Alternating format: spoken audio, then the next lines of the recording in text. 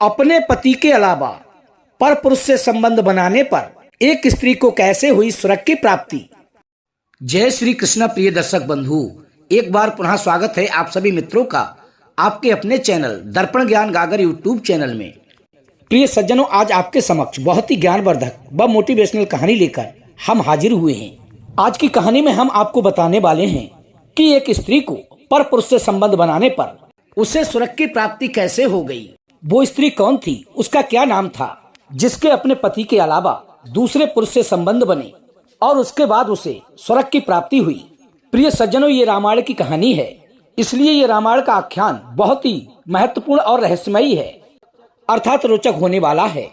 इसलिए आप सभी दर्शक बंधुओं से मेरा विनम्र निवेदन है, हमारे द्वारा बताई जाने वाली रहस्यमयी व रोचक कथा के लिए पूरी बात अंत तक अवश्य सुने। प्रिय सज्जनों, कहानी को अधूरा छोड़कर ना जाएं, क्योंकि आज हम जो रामायण का आख्यान लेकर आपके समक्ष आए हैं, ये आपको बहुत ही महत्वपूर्ण जानकारी देने वाला है। तो आइए प्रिय सज्जनों, आपका अधिक समय नष्ट न करते हुए शुरू करते हैं ये रामायण का आख्यान, रामायण की कहानी प्रारंभ करने से पहले आपसे निवेदन करता हूँ, यदि आप हमारे चैनल पर पहली बार आए हैं तो प्लीज हमारे चैनल को अभी सब्सक्राइब कर लें। वीडियो को एक लाइक करके अपने सगे संबंधी और मित्रों तक वीडियो को शेयर अवश्य करें। प्रिय सज्जनों, ये बात त्रेता युग की है कि त्रेता युग में महाराज जनक की पुत्री सीता का स्वयंवर था। महाराज जनक अपनी पुत्री सीता के स्वयंवर की तैयारियां करने में लगे हुए थे और दूर दूर के राजाओं के लिए निमंत्रण भेज रहे थे, अर्थात उन्हें स्वयंवर के लिए आमंत्रित कर रहे थे। तो राजा जनक जी ने एक निमंत्रण पत्र विश्वामित्र के लिए भेजा। प्रिय सज्जनों, ये विश्वामित्र आजमगढ़ के रहने वाले थे। विश्वामित्र के पास जब सीता के स्वयंवर का पत्र पहुंचता है, विश्वामित्र जब उस निमंत्रण पत्र के लिए पढ़ते हैं, तो एक दिन विश्वामित्र भगवान श्री राम और शेष अवतारी लक्ष्मण जी को अपने पास बुलाते हैं और उनसे कहते हैं कि देखिए बेटा राम, ये जो निमंत्रण पत्र है ये जनकपुरी से आया है, जहाँ पर महाराज जनक की पुत्री सीता का स्वयंवर है और उस स्वयंवर में बुलाने के लिए हमारे लिए ये निमंत्रण पत्र आया है और तुम दोनों हमारे शिष्य हो, इसलिए तुम दोनों भी हमारे साथ चलो। प्रिय सज्जनों, गुरुदेव विश्वामित्र जो थे भगवान श्री राम और शेष अवतारी लक्ष्मण को अपने साथ लेकर के जनकपुरी की ओर प्रस्थान कर देते हैं।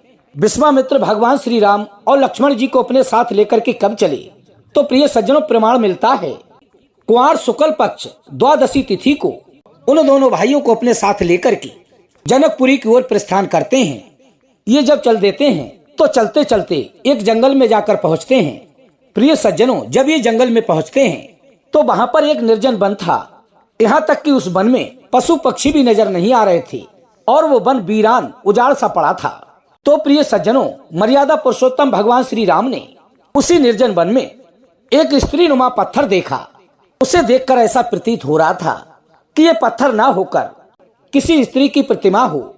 जब भगवान श्री राम ने उस पत्थर की स्त्री को देखा तो अपने गुरुदेव विश्वामित्र से पूछने लगे कि हे गुरुदेव, ये जो पत्थर की स्त्री हम लोग देख रहे हैं, ये स्त्री कौन है?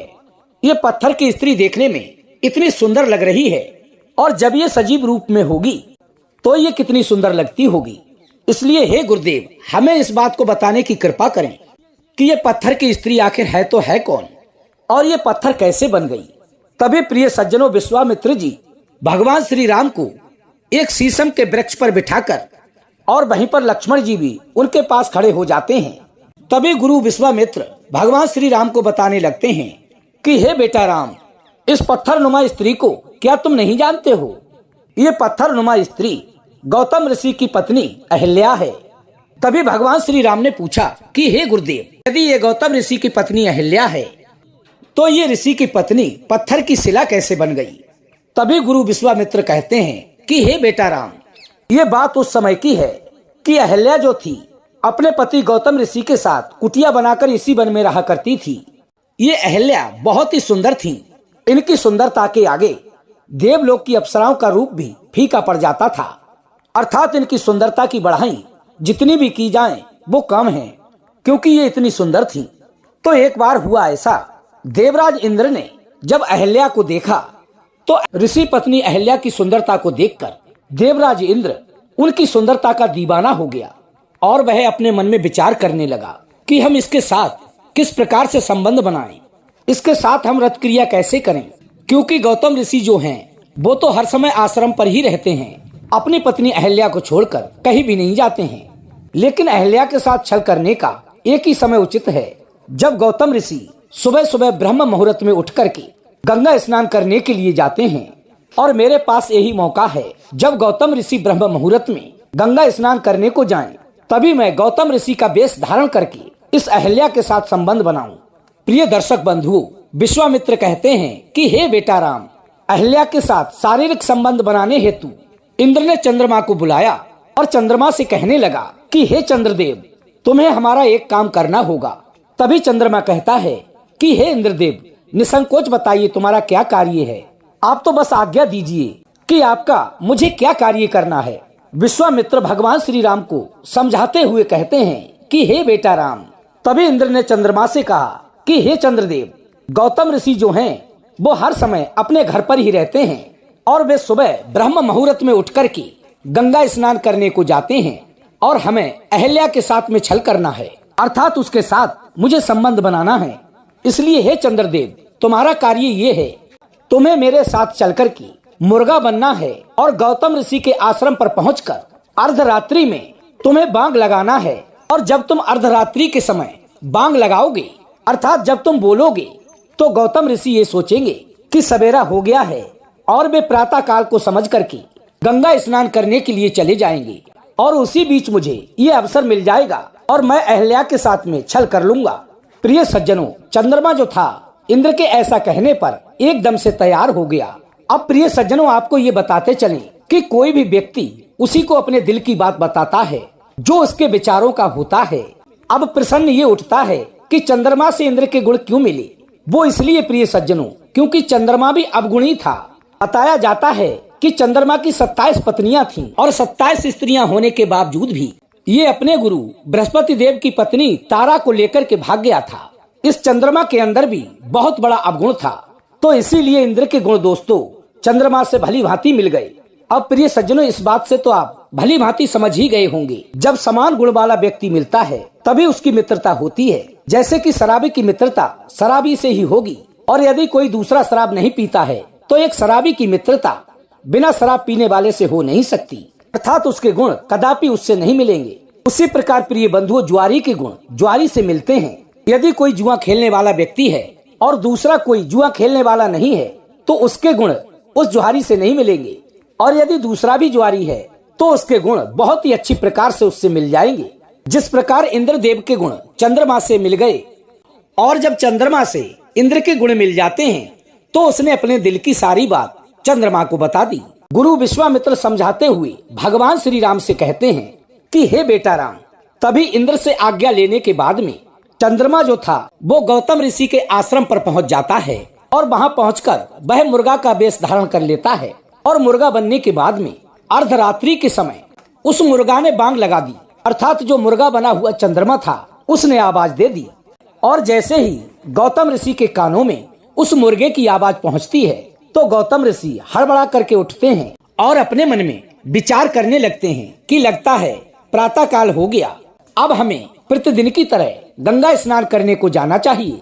यही सब अपने मन में विचार करने के बाद प्रिय सज्जनों, गौतम ऋषि अपने वस्त्रों को अपने कंधा पर डालते हैं और गंगा स्नान करने के लिए अर्धरात्रि के समय ही अपने आश्रम से चले जाते हैं। प्रिय सज्जनों, उस समय बताया जाता है कि घड़ी नहीं चलती थी, अर्थात घड़ियों का प्रचलन नहीं था जो कि मनुष्य समय देख लेता। उस समय जैसे ही मुर्गा आवाज देता था तो उस समय के मनुष्य इस बात से अंदाजा लगा लेते थे कि लगता है सवेरा हो गया, और वे सभी जाग जाते थे, क्योंकि मुर्गा भी पहले सुबह सुबह ही बोलता था, रात्रि में नहीं बोलता था। इसलिए जो पहले के लोग थे वे इसी तरह संकेतों से ही समझ जाते थे कि इतना समय हो गया। विश्वामित्र भगवान श्री राम को समझाते हुए कहते हैं कि हे बेटा राम, गौतम ऋषि अपने वस्त्रों को लेकर के गंगा स्नान को चले जाते हैं।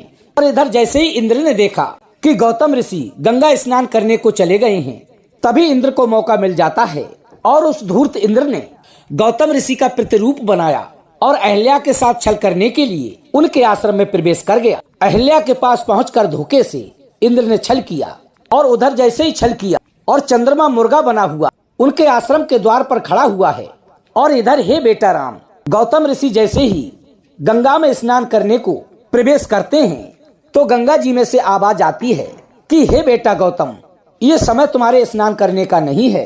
क्या तुम्हें यह भी ज्ञात नहीं है कि अभी अर्धरात्रि का समय है और तुम मेरे जल में अर्धरात्रि में स्नान करने को चले आए। तभी गौतम ऋषि कहते हैं कि हे गंगे माता, जैसे ही मुर्गे ने आवाज लगाई तभी मैं उठकर के स्नान करने को चला आया हूँ, वैसे मैं कैसे आता। तभी गंगा मैया कहती हैं कि हे बेटा गौतम, इसका मतलब है कि अर्धरात्रि के समय मुर्गा की आवाज देने वाला मुर्गा नहीं कोई और है, जिससे ये बात साबित होती है कि हे बेटा गौतम, तुम्हारे घर में कोई छल कर रहा है, तुम्हारे घर में धोखा हो रहा है। अब तुम तत्काल यहाँ से चले जाओ और अपने घर में जाकर के देखो कि तुम्हारे घर में कौन घुसा है, कौन तुम्हारे घर में छल कर रहा है। प्रिय सज्जनों, गुरु विश्वामित्र कहते हैं कि हे बेटा राम, तब गौतम ऋषि जो थे वो अपनी भीगी हुई धोती को लेकर वहां से भागते हैं और जैसे ही घर पर आते हैं तो क्या देखते हैं कि चंद्रमा उनके दरवाजे पर मुर्गा बना हुआ खड़ा है। तभी क्रोध में आकर के गौतम ऋषि ने अपनी भीगी हुई धोती उस चंद्रमा पर दे मारी तो उस चंद्रमा में धब्बा बन जाता है। विश्वामित्र कहते हैं कि हे बेटा राम, आज भी उस कपटी चंद्रमा में वो धब्बा मिटा नहीं है। जो चंद्रमा में धब्बा दिखाई देता है वो गौतम ऋषि के द्वारा भीगी हुई धोती मारने का धब्बा है। अब चंद्रमा तो वहां से भाग गया और जैसे ही गौतम ऋषि ने अपने आश्रम में प्रवेश किया तो गौतम ऋषि ने इंद्र को भी अपने आश्रम से निकलते हुए देख लिया। इंद्र भी वहां से अपना मुंह छुपाकर भाग गया। इधर जब ये दृश्य गौतम ऋषि ने अपनी आंखों से देखा तो विश्वामित्र कहते हैं कि हे बेटा राम, गौतम ऋषि के लिए उसी क्षण बहुत क्रोध आ गया और जब उन्हें क्रोध आया तो उन्होंने अपनी पत्नी अहल्या को क्रोध में आकर श्राप दे दिया कि जा, कि हे दुष्टनी, हे पापनी, तुझे अपने पराये में फर्क नजर नहीं आता। तू तो एक पत्थर के समान है, इसलिए तू पत्थर हो जा।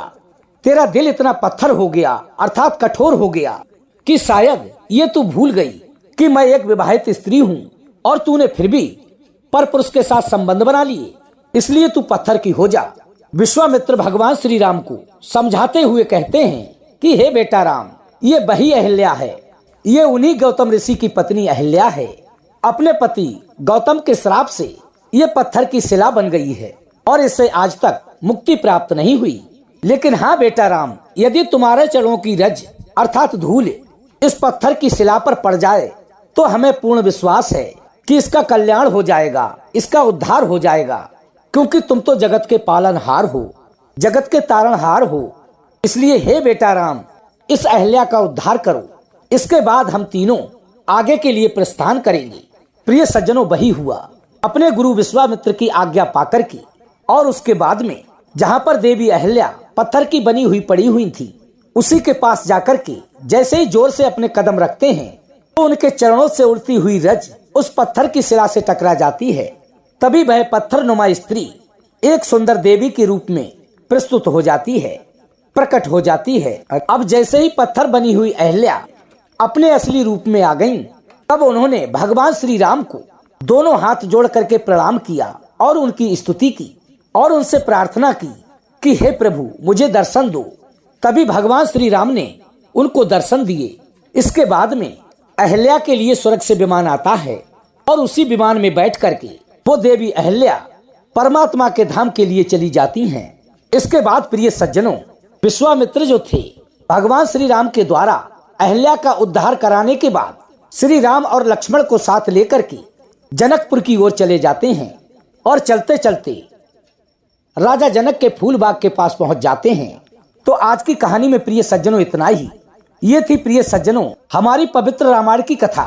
इसमें आज हमने आपको बता ही दिया है कि अहल्या ही वो स्त्री थी जिन्होंने पराये मर्द के साथ भूलवश संबंध बनाए थे, अर्थात इंद्र ने उनके साथ छल किया था। फिर उनको श्राप मिला और उन्होंने एक पत्थर की शिला बनकर के उस श्राप को भोगा और भगवान श्री राम के चरणों की धूली से इसके बाद उनका उद्धार हुआ।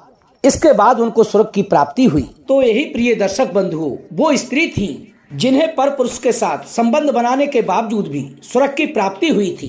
तो कैसी लगी प्रिय सज्जनों आज की हमारी ये कहानी? यदि आज की हमारी ये वीडियो आपको पसंद आए तो वीडियो को लाइक करके चैनल को सब्सक्राइब कर लेना। हो सके तो अपने सगे संबंधियों और मित्रों तक वीडियो को शेयर अवश्य करना। प्रिय सज्जनों, हम कल फिर मिलेंगे इसी प्रकार की ज्ञानवर्धक चर्चा के साथ। इसी के साथ प्रिय सज्जनों, राधे राधे, जय श्री कृष्णा।